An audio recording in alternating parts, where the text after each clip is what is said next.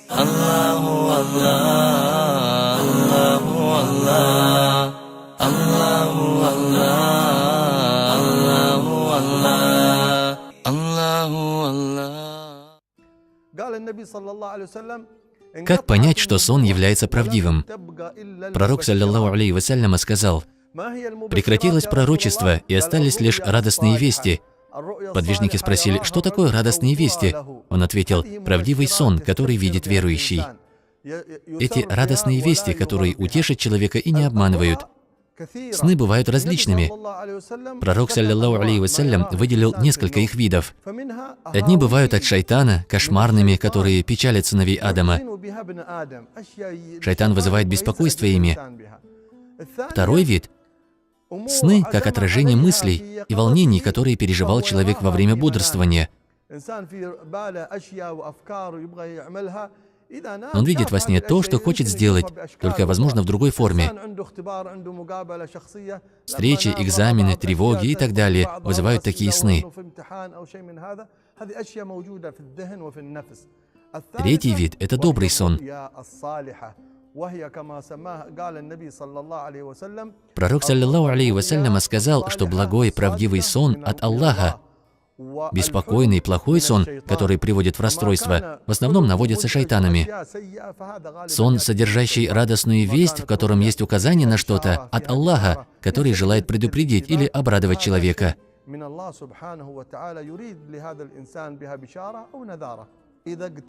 Пророк, саллаллаху алейхи вассалям, сказал: «Когда приблизится судный день, сны верующего уже почти не будут лгать». Как же понять, что сон является правдивым? Как добиться, чтобы сны были такими? Во-первых, пророк, саллаллаху алейхи вассалям, указал на то, что правдивые сновидения видят правдивые в своих речах. Сны человека, который не лжет, в основном правдивы. Правдивы сны тех, кто ложится в состоянии омовения, употребляющего дозволенную пищу, который ложится спать с упоминанием Аллаха. Одни из людей слишком много уделяют внимания снам.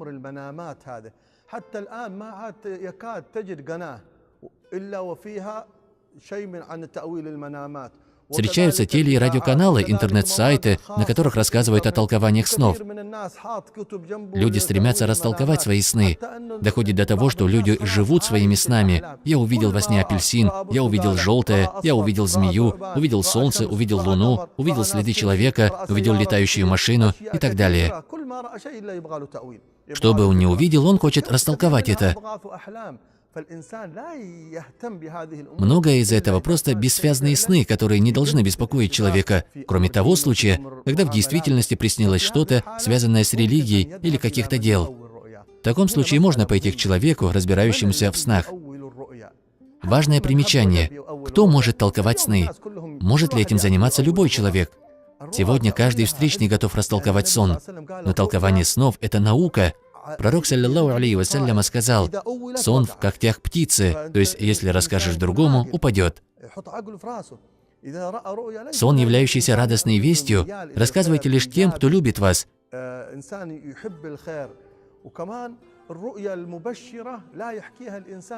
Когда Юсуф рассказал о сне Якубу, тот сказал: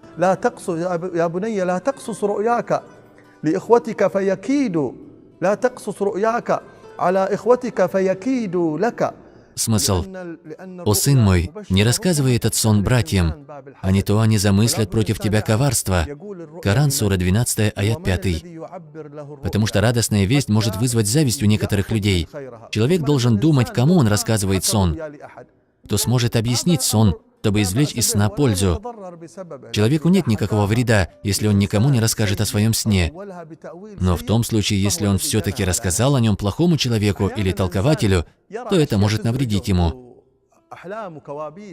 Иногда человеку может присниться беспокойный, несвязный сон, от которого он просыпается. Пророк, алейхиссаляту вассалям, сказал: «Если кто-нибудь из вас видит сон, который ему не нравится, то пусть сплюнет налево 3 раза, ищет убежище у Аллаха от шайтана 3 раза и повернется на другой бок», передал имам Муслим. Некоторые люди просыпаются, начинают переживать из-за таких снов. Но, как сказал пророк, саллаллаху алейхи вассалям, это защитит от вреда шайтана. Пророк, алейхиссаляту вассалям, сказал, что не следует упоминать о плохом сне кому-либо. Большой неосторожностью будет, когда человек лжет, рассказывая о своих снах. Пророк, саллаллаху алейхи вассалям, сказал: того, кто расскажет о сне, который он не видел, заставят распутывать 2 волоска, и он не сможет это сделать, передал имам Бухари. Он подвергнется наказанию, ему скажут: распутай эти 2 волоска.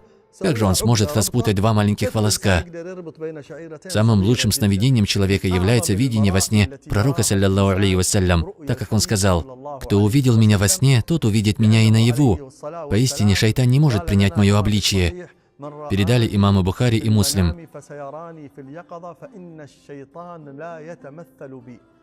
Если вы увидели пророка, алейхиссаляту вассалям, во сне, то это истина. То, что шайтан не может принять его облик, является одной из особенностей пророка, алейхиссаляту вассалям.